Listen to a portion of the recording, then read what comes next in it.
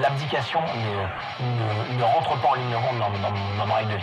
Je ne peux pas abdiquer.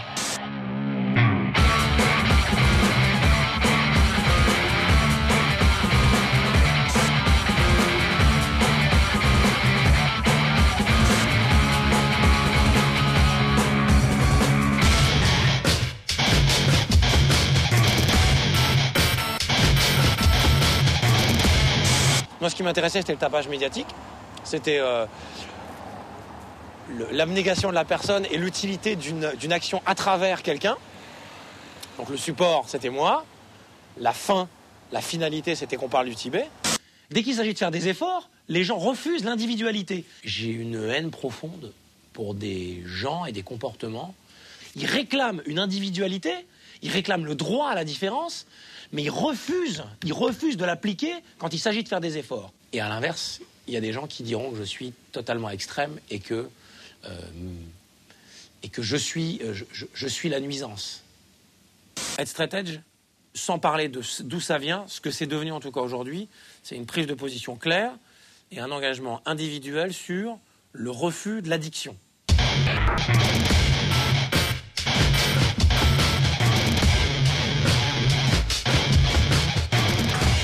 Mais j'ai une image générale de moi qui n'est absolument pas celle qu'on peut voir aujourd'hui. C'est une histoire de point de vue, de l'écologiste radical, du végétarien radical, de celui qui fume pas, qui boit pas et qui a un discours très extrémiste là-dessus. Le corps n'est qu'un support. Il faut participer à la vie de la cité. Sinon Babylone va s'écrouler. Il faut participer à la vie de la cité. Il faut que les forces intelligentes, les gens qui ont des réflexions, il faut que les rouages utiles restent. Il y a de toute façon trop de personnes sur Terre. Mais le monde, c'est une opposition permanente entre le bien et le mal. Donc il n'y a pas de raison que l'homme sorte de ce concept-là. Ça, c'est marqué Tibet en tibétain. Et chaque année, régulièrement, il y a des gens qui viennent inscrire liberté au Tibet ici. Moi, je suis arrivé, j'ai mis des procédures en place. Et puis voilà, aujourd'hui, on a 32 magasins, on est les meilleurs et les moins chers sur Paris.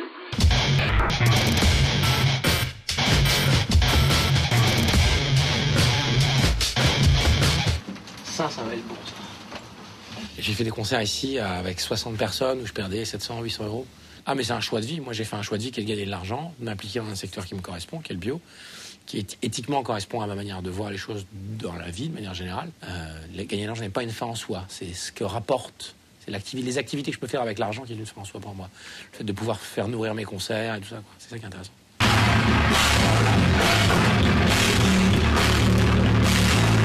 J'ai commencé à faire des concerts, mon premier concert que j'ai essayé d'organiser. À l'époque, j'habitais à Strasbourg, ça doit être en 91, donc ça remonte un peu plus, ça fait 15 ans. Pour moi, c'est pas une activité pécuniaire rentable, c'est une activité de participation à une scène dans laquelle moi je gravite. Une bonne promo, ça veut dire à tous les concerts tractés, être tôt le soir au début, tard le soir à la fin, dans des scènes un peu underground, que ce soit punk, skin, hardcore, machin. L'implication pour moi doit être importante. Faire des sourires, bonjour, ça va, faire tous les concerts de métal, trucs un peu rock, indus, goth, faire les boîtes, les bars. La vie de la scène dépend de ceux qui la composent. Toutes les boutiques de tatouage, aller sur Internet, aller sur des forums, répondre aux gens, laisser un numéro de téléphone, être disponible. Il faut un minimum, sinon la scène elle vit pas, les gens viennent pas, il n'y a pas de concert, il se passe rien. C'est vraiment, on veut avoir les 130 personnes et se faire moins de soucis, en tout cas se donner les moyens de ne pas perdre d'argent, il faut faire ça, c'est un impératif. Le narcissisme, c'est même pas un mot que j'utilise souvent, tu vois. Donc on peut être radical et faire des concerts de 20 personnes dans sa cave. Voilà, on est tous pareils, on pense la même chose et on est à fond dedans, ou on essaie de faire des choses un peu plus larges, mais où il y a un message qui passe.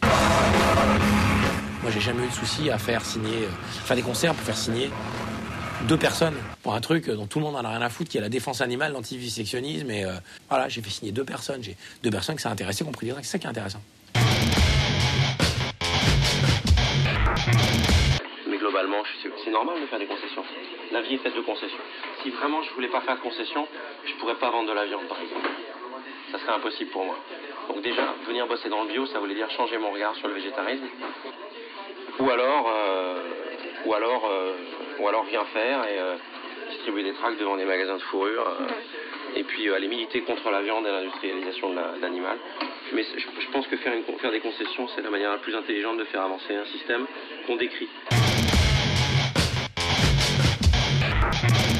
Ce que c'est le besoin de la survivance, c'est quand t'as des poubelles, mais t'as rien à manger dedans. Hein. C'est pas l'Europe blanche chrétienne, hein. C'est pas ça, hein, la survivance. Dans toutes les scènes underground, il y a un fond de violence. Il y a il y a quelque chose qui court parce que on va pas faire de la psychologie de comptoir, mais quelle que soit la scène musicale, il y a toujours un fond un peu moins politiquement correct dans les concerts hardcore.